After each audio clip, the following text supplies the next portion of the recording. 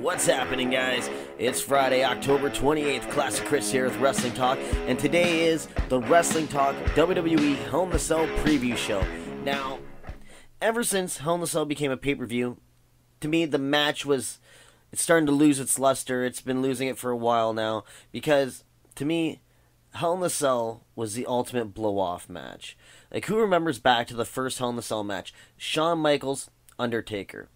That match was originally booked because Shawn Michaels hit The Undertaker with a chair, costing The Undertaker his WWF World Championship to Bret Hart. And the reason why it was in Hell in a Cell, because it was to keep DX out of the ring. That's why they put a roof on it. And to keep Shawn Michaels confined so he would be stuck with The Undertaker, because The Undertaker wanted revenge for him losing his WWF World Championship. Then you go down the list. Mankind Undertaker, another huge blow-off match. That match was the pinnacle of the Undertaker-Mankind feud. Those two put on some epic matches. The Boiler Room Brawl, the Buried Alive matches, and then Hell in a Cell. That basically made Mankind / Mick Foley a household name for the WWE. Like, that match took a toll on Mick Foley. The bumps he took, like, that forever will go down as one of the best matches ever, and could possibly be the best Hell in a Cell match there ever was. Triple H, Cactus Jack. Another great blow-off match. This was matches to end feuds. Mick Foley put his career up on the line against the WWF World Heavyweight Championship. Triple H won. It was a hellacious match. It was awesome to watch. And, like I said, blow-off matches. Now, with this pay-per-view, the only one that kind of seems like a blow-off match is Sasha Banks and Charlotte, but I'm not really feeling it.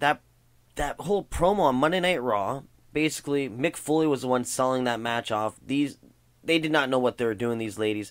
Hopefully their match is going to be better than their promo and their build-up for this match, because we all know Sasha Banks and Charlotte can go in the ring. So, that being said, let's get to the card. Let's just get to it. We're going to talk about the Kickoff show. We have a 6-man Cruiserweight tag team match to start things off. Now, this match, in my opinion, should have been the opening match of the show. Well, technically it's because it's on the Kickoff, but I'm talking about as pay-per-views go, this should have been on the pay-per-view, because these guys are going to set an awesome pace. It's going to be entertaining. It's going to be fun to watch, and that is something that should have been on the pay-per-view, not the Kickoff show. Now, this next match I want to talk about, Bayley versus Dana Brooke, that should have been on a Kickoff show. That match should have been on a Kickoff show. Enzo and Cass versus the Club, that should have been on the Kickoff show, because the Cruiserweight match is going to be better than those two matches I just mentioned. That being said, it's going to be entertaining. It's going to be back and forth. I'm picking Sin Cara and his crew to win. Let's get to the main pay-per-view. Let's start things off with Bayley versus Dana Brooke. Now, again, if Monday had any indication on how this match is going to be, this is a match I'm going to be skipping, guys. Just going to be honest. I don't find this match that's going to be entertaining at all. Bayley versus Dana Brooke, it doesn't speak out to me. Sure, they're building up the next #1 contender for the Women's Championship, but I still say they're just building up Nia Jax to put that belt on her to be a monster. That's it. Bayley versus Dana Brooke, not feeling it. Feud is not even that entertaining. Bayley's going to go over in this one, because Dana Brooke, I don't think, has ever won a match, to my knowledge, since she's been on the main roster on Monday Night Raw. Moving on. The two idiots I can't stand the most. Enzo and Big Cass. How you doing? Yeah. Versus Gallows and Anderson, the Club. Now, Gallows and Anderson should be the WWE World Tag Team Champions, but instead, the New Day has it because they're holding those belts hostage until they beat Demolition's record. It seems like WWE is more concerned with making records than putting on some good matches. That's what it feels like to me. I'm not a big fan of Enzo and Cass. In my opinion, they're overrated. They suck on the mic. Coming out saying the exact same thing every time. Using a catchphrase from the TV show Friends. I'm sorry. It's just unoriginal. Not inspired. I just can't stand them. When they're on my TV, I want to change the channel. Friggin' Enzo Amore, you are a jamoke. You are a loser. I cannot stand you. Anderson and Gallows, the best tag team on your roster, aren't the champions. It's disgusting. But they're forced to face Enzo and Cass. It's going to be a decent match because the club's in it. They're good. They're great workers. Enzo and Cass, they're all right. Not my favorite tag team. Picking the club to go over. See, I don't like Enzo and Cass. That's why I'm just going through it quickly. So moving on, the WWE Tag Team Championship. New Day defending against Cesaro and Sheamus. Now, like I was mentioning before, it seems that these guys are just holding the belt hostage. They have barely defended the titles. The whole feud with Anderson and Gallows, it was stupid. Because Anderson and Gallows, they can be funny on their own. And the way the WWE forced them to do that fake doctor gimmick and stuff like that, that was kind of stupid. And ruining such a great tag team that they have in Anderson and Gallows. But that's not the match we're talking about. We're talking about the New Day just holding on to those belts. You know, WWE wants them to be that those record holders. I can't stand New Day. It's ridiculous. It sucks. Cesaro, good wrestler, great wrestler actually, has to be forced to team up with Sheamus, a guy I don't really like too much. To me, this is a big setback for Cesaro, but at least he's in a title match. I'm picking the New Day to win because, like I said before, WWE is more interested in creating history and making records instead of putting on some entertaining wrestling.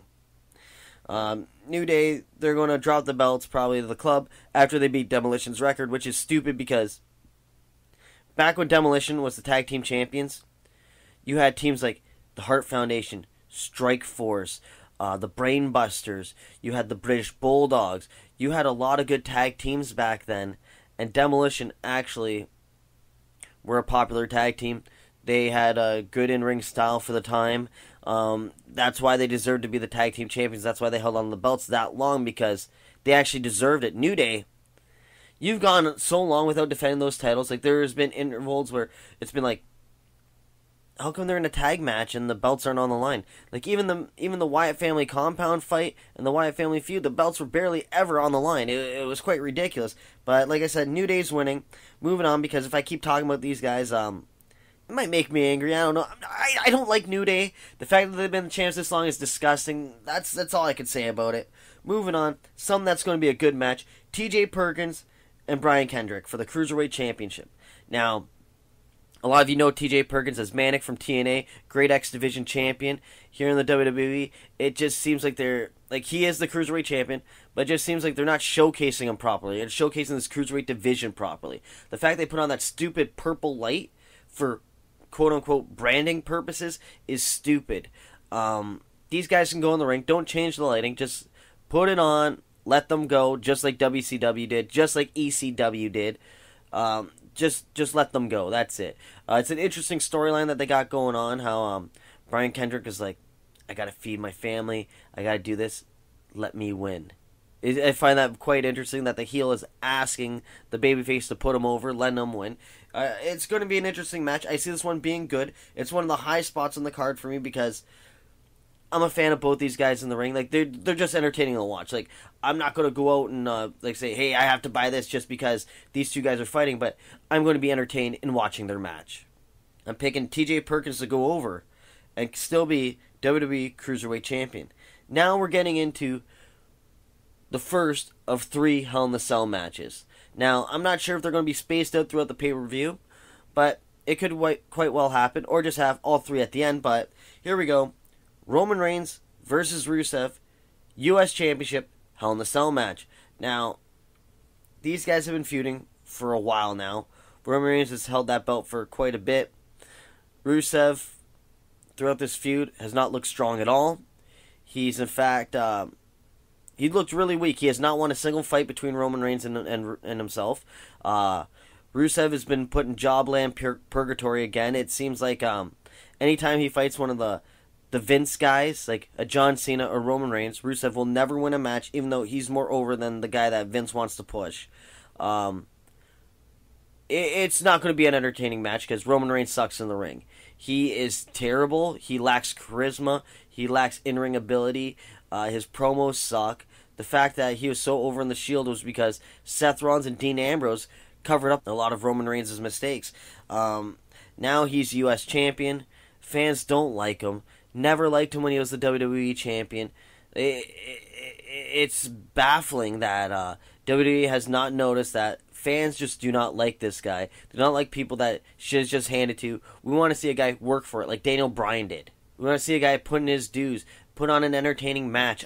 I don't know. Yes, that's it. Put on an entertaining match. Just entertain me for once, Roman Reigns. You suck in the ring. You're punch flipsky, as MG would call you. All you do, Superman punch, flip your hair back, and a spear. It's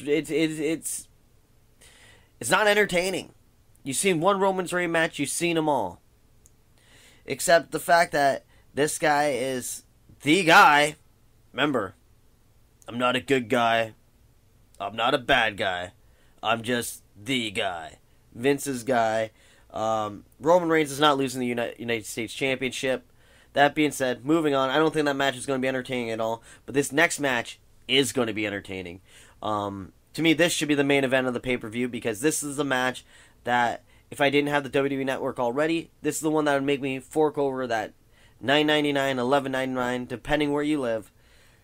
This is the match I want to see. Seth Rollins, Kevin Owens, Hell in a Cell match, WWE Universal Championship. Still don't like the name of that championship, but the history of that belt already, even though it's only been in since SummerSlam, I like the history of that belt. Finn Balor, Kevin Owens, the only two guys to be Universal Champion. You have Seth Rollins in the picture. I see good things. This match is going to be really good because we all know how Kevin Steen and Tyler Black can go in the ring. It's going to be good. I'm going to be entertained, but I'm intrigued to see how Chris Jericho is going to fit in this equation because for some reason, with how over Chris Jericho is getting with this list, I could see a babyface turn happening and somehow pissing off Kevin Owens or something happening where Chris Jericho is going to be the next challenger for Kevin Owens, possibly facing him at Survivor Series because everyone knows that WWE wants to put that Seth Rollins Triple H feud together. Like Triple H already cost him the Universal Championship. They won this feud before Rollins got injured when he was WWE World Champion. So it just makes sense that they're going at this direction. To me, I don't think Rollins should be fighting Triple H, but with how Triple H is, he will definitely be putting Rollins over because Triple H is all about building his stars up. And, you know, it just makes sense that Rollins would win that feud. Just like how Triple H put over Daniel Bryan at WrestleMania. I could see Triple H doing that. I could see it going to be a good match, Rollins and Owens. And I'm picking Kevin Owens to still be the WWE Universal Champion. For the first time ever in WWE history, the women's division gets a crack at a Hell in a Cell match. Sasha Banks and Charlotte for the WWE Raw Women's Championship. Now this match, it can go either way. If it's going to be like that, the one match I saw, I believe it was, I'm not sure if it was their SummerSlam match or one of the matches they had on Monday Night Raw. It was not the greatest match, but hopefully Hell in a Cell, it's going to be good because these ladies are going to set the plateau for women's matches to follow that go in Hell in a Cell.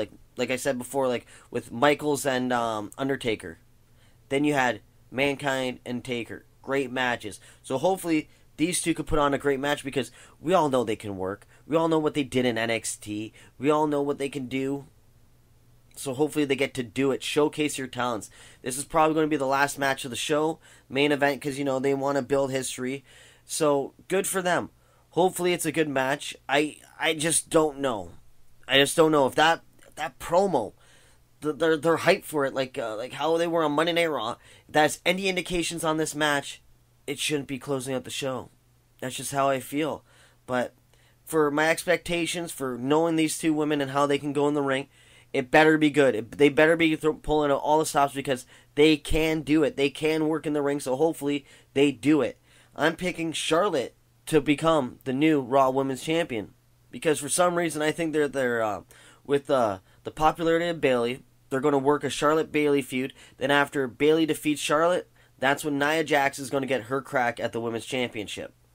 But that's just thinking down the road and everything. But yeah, Charlotte is going to become the Raw Women's Champion again. So now these are the matches that I'm looking forward to. The Cruiserweight matches, both the championship match and the six-man tag match, they're going to be fun to watch. Owens and Rollins, that's going to be another great match to watch. Hell in a Cell, that's going to be the best Hell in a Cell match of the night. But all the other matches, I really don't care. Like Enzo and Cass, the fact that the club has to drop down to your level and fight them. Like by that I'm meaning like To me, I don't like Enzo and Cass. They're a joke tag team. To me, they're like almost jobbers. I hate how unoriginal they are. And the fact that the club has to waste their time by working these guys, it's disgusting. To me, I believe the club deserves better.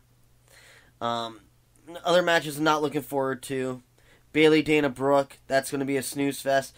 And that's the match I'm suggesting. You go refill your beverage, get some food, I don't know, maybe take a dump, go out, have a beer, don't know. But that match is not going to be entertaining. It's just funny, Hell in a Cell, big blow-off matches. I just feel that it shouldn't be a pay-per-view. That's all. It's just to me, that was the ultimate way to end feuds back in the day. And now we get them just thrown at us. It's like, Hell in a Cell used to be something special. Now you're just, hey, Hell in a Cell's coming up. Who we getting this time? Well, at least Rollins and Owens is in it. But I'm going to run down my predictions again. Kickoff show, I'm picking Sin Cara and his crew to win. I'm picking Bayley to beat Dana Brooke. The club going over Enzo and Cass. New Day retaining the WWE Tag Team Championship. TJ Perkins still being Cruiserweight Champion. Roman Reigns retaining the United States Championship over Rusev and possibly being one of the worst Hell in a Cell matches ever. Owens walking out still Universal Champion. And Charlotte becoming the Raw Women's Champion once again. Those are my predictions. I want to know, guys, what do you think? What matches are you looking forward to? Leave a comment with your thoughts. Like the video, subscribe. Remember, keep watching Wrestling Talk with Classic Chris. Don't forget to check out my YouTube channel for Classic Chris, your home for everything Wrestling Talk, plus every match I've called in my indie career, from Neo Wrestling Federation, from Crossfire Wrestling, and Conflict Wrestling.